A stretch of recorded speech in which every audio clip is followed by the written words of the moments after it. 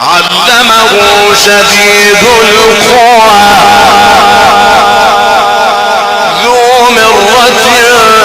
فاستوى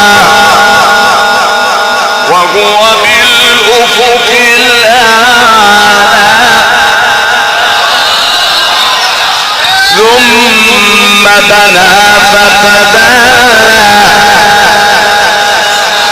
ثم دنا